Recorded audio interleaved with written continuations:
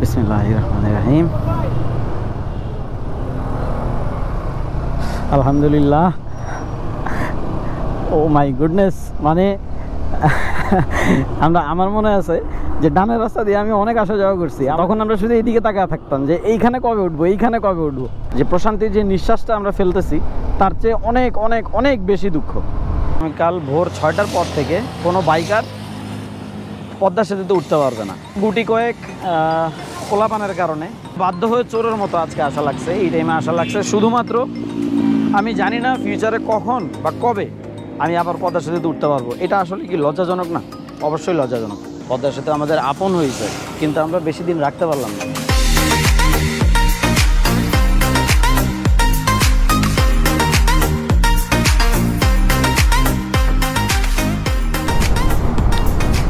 আসসালামু আলাইকুম, welcome to another blog. আজকে অলরেডি 11টা বাজে এক্স্যাক্ট, আর 26 তারিখ। গতকালকেই কথা বলতেছিলাম যে 25 তারিখ আমাদের পদ্মা সেতু, স্বপ্নের পদ্মা সেতু উদ্বোধন হয়েছে। তো যাওয়া হয় নাই। এর মধ্যে নানা ধরনের ইনসিডেন্ট আছে, সবই আপনাদের সাথে যেতে যেতে শেয়ার করব। আগে চলেন টোল প্লাজায় টোলটা দিয়ে দিই। আচ্ছা, আগে কখনো এইখানে এইভাবে টোল নিতে দেখি নাই, বাট এখন নিতেছে সম্ভবত। আসলে পদ্মা সেতুটা ওপেন হওয়ার পরে মানুষের একটু দৌড়াদৌড়িটা বেশি হয়েছে। মানে এই ধরনের গাড়ি, এই যে দেখেন কত বাইক রাস্তায় দাঁড়ায় আছে, সবাই আসলে ওইদিকে যাওয়ার জন্য একটু দৌড়ঝাঁপ করতেছে। যাচ্ছি মূলত স্বচক্ষে নিজের বাইক নিয়ে পদ্মা সেতুটা দেখার জন্য। যে ঢাকার যে জ্যামটা, ঢাকায় মূল মানে আগমনের যেই রাস্তাটা, সেটা প্রচণ্ড মাত্রায় ভিড়ভাট্টা লেগে থাকবে। তাই হয়েছে, দেখেন এই রাস্তা পুরোটাই আসার পথে বন্ধ। সেই পোস্তগোলা ব্রিজে টোল নেওয়া হয়েছে। তো র্যান্ডম কিছু বাইকার অলওয়েজ দেখবেন আপনি যেখানেই যান, কোনো কারণ ছাড়া এরা খুব বেশি মানে আবেগ আপ্লুত থাকে। মানে কোনটা রেখে সে কোনটা করবে এইটা নিয়ে ইনডিসিশনে ভুগে সোজা মাইরা দেয়। এর মধ্যে কিছু আছে, ওই যে আসে না যে বলে কথায় কথায় যে সালনাই কুত্তার বাঘানাম। এই সালনাই কুত্তার বাঘানাম অনেক আছে। তো আসলে হয় কি, আমরা যখন খুব এক্সাইটেড থাকি কোনো একটা কিছু নিয়ে, তখনই কিন্তু আসলে দুর্ঘটনাটা বেশি ঘটে।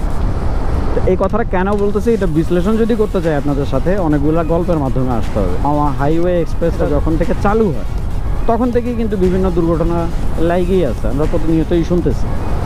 কিন্তু এটা থামানোর জন্য কোনো যে চিন্তা ভাবনা বা মন মানসিকতা, এটা আমাদের কারোর মধ্যে নাই। টোল বন্ধ না ভাই? এটা 25 তারিখ ছিল ভাই, শুধু 25 তারিখের জন্য এটা বন্ধ। তাহলে পোস্তগোলা ব্রিজের যে টোল সেটাও বন্ধ, ধলেশ্বরী ব্রিজেরটাও বন্ধ। বাট এইটা টোটালি রং একটা নিউজ দিতে হচ্ছে, এবং এটা শুধুমাত্র 25 তারিখের জন্য বন্ধ ছিল। এরপর যেটা বলতেছিলাম যে আমাদের ভিতরে ভাই এই কমন সেন্সটুকু নাই যে আসলে আমরা যদি একটা জায়গায় যাই, আমরা তার পরিবেশ না বুঝে, তার রোডটা না বুঝে যখন থ্রোটলটা একটু বেশি জোরে মোচড়াই, সামনে যেয়ে তার ভবিষ্যৎটা কি, এই গ্যাপটার কারণে আজীবন আমরা সমস্যায় পড়ছি, ভবিষ্যতেও পড়ব। কারণ কি জানেন, যারা এই কমন সেন্সটুকু রাখে তারা কিন্তু এই ধরনের সিচুয়েশনে পড়ে না। আর যাদের ভিতরে এই কমন সেন্সটুকু নাই, ওই যে ছালনাই কুত্তার বাঘানাম, এই ধরনের পাবলিক অলওয়েজ ঝামেলায় পড়ে। তাদের জন্য যারা এই সমস্ত কাজে জড়িতই না, তাদেরও বদনাম হয়, অপমান অপদস্থ হইতে হয়। আর এর সাথে সাথে কিছু ইউটিউবার, টিকটকার আর অন্যান্য যে সমস্ত ভালো ভালো কাজ আছে, হ্যাঁ, তাদের সাথে জড়িত যারা, তারা তো অনেক বেশি ভাইরাল হওয়ার চিন্তায় থাকে।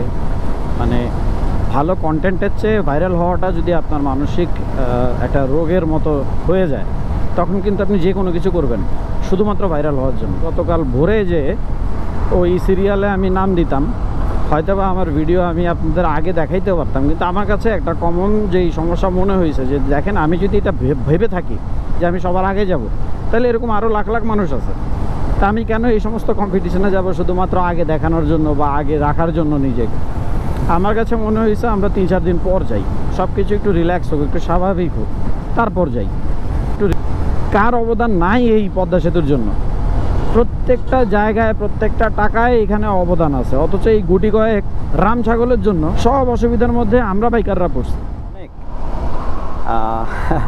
এটা আসলে একটা অবর্ণনীয় একটা মুহূর্ত, আসলে বলাটা খুব কষ্টকর। বোঝানোটা খুব কষ্টকর। এটার কারণ হচ্ছে আসলে খুবই এক্সট্রিম একটা সিচুয়েশন, ভালো লাগার একটা অংশ। যাই হোক, আগে যাই। আর হচ্ছে খুব বেশি তাড়াহুড়া নাই, এত পাগল হই নাই। গত 7-8 বছর যেভাবে আশ্বস্ত হইতেছিলাম যে পদ্মা সেতু অনেক ভালো হবে, অনেক সুন্দর হবে, অনেক মজার হবে, এইটা না ভাই, মানে এইটা ভাষায় ব্যক্ত করা সম্ভব না যখন সেইটার উপরেই আমরা আছি। তো নেই, আগে টোলটা নেই।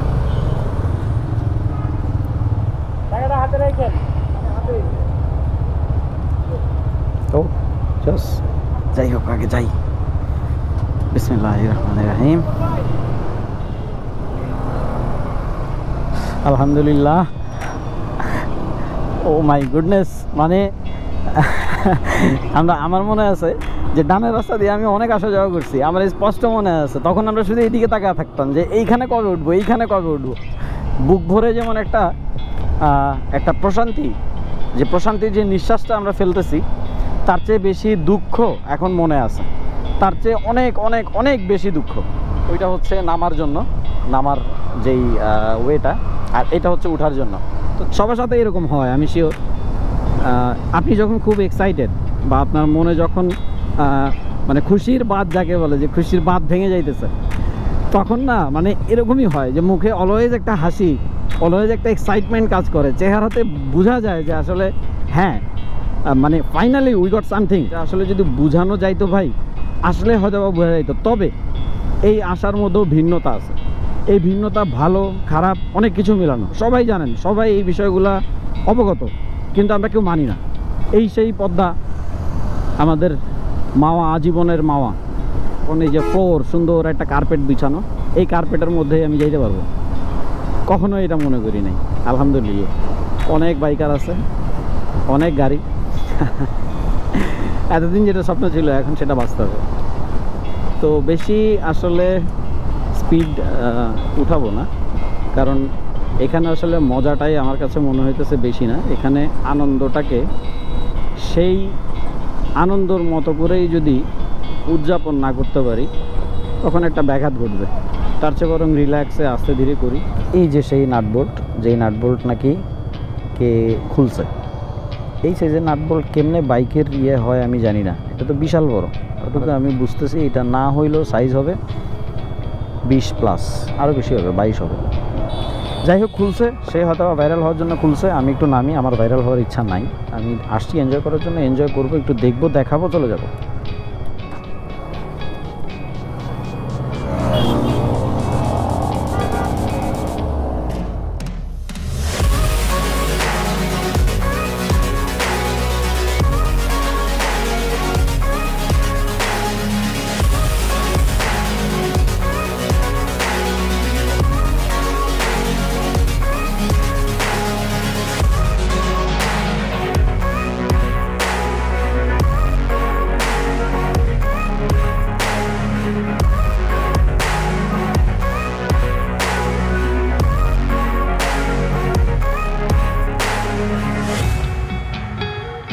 আমাদের স্বপ্নের পদ্মা সেতু, এতদিন স্বপ্ন ছিল, আজকে বাস্তবে। কিন্তু আমরা খুব শীঘ্রই এটা যদি পাইও, খুব শীঘ্রই এটা হারাচ্ছি বাইকার হিসেবে। আর এটার কারণে আমরা সবাই কম বেশি জানি, এটা হওয়ার কথা ছিল না। আমরা বাইকার হিসেবে আমাদের অনেক এক্সপেকটেশন ছিল, আমরাও এখান দিয়ে খুব গর্বের সাথে আমাদের টাকায় করা জিনিসটাতে আমরা সবাই একসাথে পার হব। কিন্তু কিছু গুটি কয়েক পোলাপানের কারণে আমরা অনেক কিছুই হারাইছি খুব অল্প সময়ের মধ্যে। 24 ঘন্টা এখনও যায় নাই। বাংলাদেশের একজন নাগরিক হিসেবে আমি শুধু বলবো, আমাদের আসলে অনেক কিছু করণীয় আছে। আমরা এটা কষ্ট করে অর্জন করছি, এটা আমাদের ধরে রাখার ক্ষমতাটাও থাকতে হবে, সেই শিক্ষাটাও নিতে হবে। এই সামান্য 2 থেকে 3 মিনিটের মধ্যে এরকম অনেক সিচুয়েশন আমি দেখছি যে কার আগে কে যাবে। যতটুকু তাড়াহুড়া করা যায়, যতটুকু জোর জবস্তি করে আগে যাওয়া যায়, সব এখানে হইতেছে। কিন্তু মজার বিষয় হইতেছে, আপনারা অনেকক্ষণ যাবত দেখতেছেন আমি এখানে হাঁটাহাঁটি করতেছি, এরকম কোনো সিচুয়েশন কিন্তু হয় নাই যে আমাকে খুব আগে যাইতে হবে, আগে গেলে আমি কিছু একটা পাবো, বা আগে গেলে হয়তো বা জ্যামটা কম পাবো, এরকম কিন্তু কিছুই নাই। কিন্তু সবার খুব আগে যাওয়ার একটা তাড়া। তো এই জায়গাটা থেকে আমরা আসলে সরাইতে পারি নাই নিজেদের, যার কারণে এটার খেসারত হিসেবে আমরা অনেক কিছুই এখন দেখতেছি। হয়তোবা সামনে আরও অনেক ভুক্তভোগী হব। স্বপ্নের পদ্মা সেতু হয়তোবা স্বপ্নই থেকে যাবে, কিন্তু আমি এটা চাই নাই। ওই যে আপনাদের সাথে আস্তে আস্তে বলতেছিলাম, ফেসবুকে স্ক্রলিং করতে করতে দেখতেছিলাম যে আমি কাল ভোর 6টার পর থেকে কোনো বাইকার পদ্মা সেতুতে উঠতে পারবে না। এটা যে কতটুকু লজ্জার, দুঃখজনক, সেটা আসলে আমি একজন বাইকার হিসেবে টের পাইতেছি। গত 2-3 দিনে আমার প্ল্যান ছিল যে পদ্মা সেতু যখন উদ্বোধন হবে আমি সাথে সাথে আসবো না, আমি কিছুদিন পর আসবো, যাতে একটু ফ্রি সময়ের মধ্যে আমি ভিডিওটা করতে পারি বা দিনে দিনে আসবো। কিন্তু আমাকে বাধ্য হয়ে চোরের মতো আজকে আসা লাগছে, এই টাইমে আসা লাগছে শুধুমাত্র। আমি জানি না ফিউচারে কখন বা কবে আমি আবার পদ্মা সেতুতে উঠতে পারবো। এটা আসলে কি লজ্জাজনক না? অবশ্যই লজ্জাজনক। এরকম আর কখনো না হোক আমাদের সাথে। আমরা সবসময় চেষ্টা করব সবখানের যে নিয়মকানুন সেগুলো ফলো করে চলার জন্য। আর এখন এক্স্যাক্ট বাজে হচ্ছে 12টা 20। আমরা এখান থেকে উঠবো, উঠে সামনে যাব, দেন আবার ঘুরে ইউটার্ন নিয়ে ব্যাক করবো ঢাকায়। পদ্মা সেতু আসলে অনেক বছরের ফল আমাদের, কিন্তু আমাদের ব্যর্থতাও আছে সাথে। এখন শেষ প্রান্তের দিকে আগায় যাইতেছে, দেখা যাইতেছে এখান থেকে জাজিরা বা পোর্শন, যেটা ম্যাচুরিটি লেভেলটা ওই পর্যন্ত আমাদের হয় নাই। এক্সাইটমেন্টটা অনেক কিছু করে বসি, এইটাও হয়তো আরেকজনের জন্য ক্ষতির একটা কারণ হতে পারে। যাই হোক, সামনে আগায় যাই। তা আমার মনে হইতেছে যে আমরা জাজিরার কাছাকাছি চলে আসছি। হ্যাঁ, এই যে ওইখানে আসার যেই সাইডটা, আর এটা হচ্ছে নামার। এখানে অনেক প্রচুর বাইকার, আর এই সাইডে দেখেন এই যে কি পরিমাণ ট্রাক বা লরি যেগুলোকে আমরা বলি, এগুলো ওঠার জন্য অপেক্ষমান।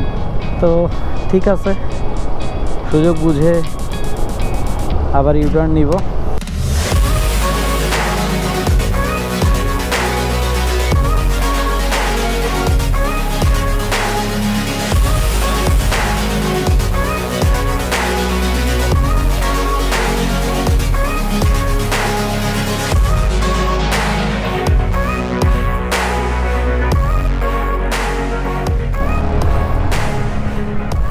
তো অবশেষে আমি জাজিরা থেকে পদ্মার টোল প্লাজার কাছাকাছি প্রায়। এখানে জিনিসটা একটু কষ্টসাধ্য, একটু ডিসগাস্টিং হইল, মানে যেতে তো হবে। এই যে নয়েজ করা, এই হই হুল্লোড় চিল্লাচিল্লি, এইটা আবার একটু বেশি, মানে এটার কোনো মানে নেই। এইভাবে যদি সিরিয়াল মেনটেন করানো লাগে, খুব শীঘ্রই এইসব বন্ধ করে দিবে বাইকারদের জন্য। এটা স্বাভাবিক, এটাই হওয়ার কথা ছিল। এইসব অবশ্যই একটু ধৈর্য ধরলেই হয়, সবই সিরিয়াল ওয়াইজ হবে। টাকা রেডি, 100 টাকার নতুন চকচকা নোট। এখন শুধু টাকাটা দিব আর স্লিপটা নিব।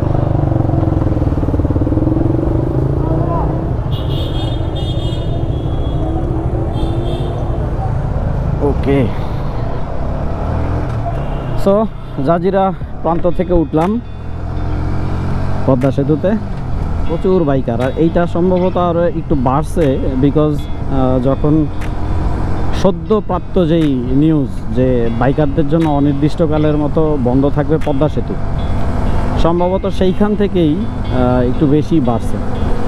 তো এইটা ভালোর জন্য, অবশ্যই ভালোর জন্য, কারণ আমাদেরও বুঝতে হবে যে সব কিছু এইভাবে জোর জবস্তি করে যার মতো করে হয় না, সব কিছুর ভিন্ন ভিন্ন ওয়ে আছে।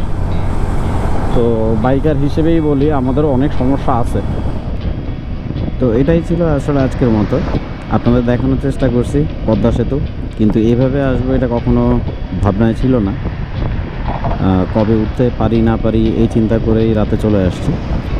আমাদের ভিডিওগুলো যদি ভালো লাগে তাহলে অবশ্যই চ্যানেলটি সাবস্ক্রাইব করবেন, পাশে থাকা বেল আইকনটি ক্লিক করবেন, আমাদের সাপোর্ট করে যাবেন, আমাদের জন্য দোয়া রাখবেন, আমরাও আপনাদের জন্য দোয়া রাখি। সবাই ভালো থাকবেন। আসসালামু আলাইকুম।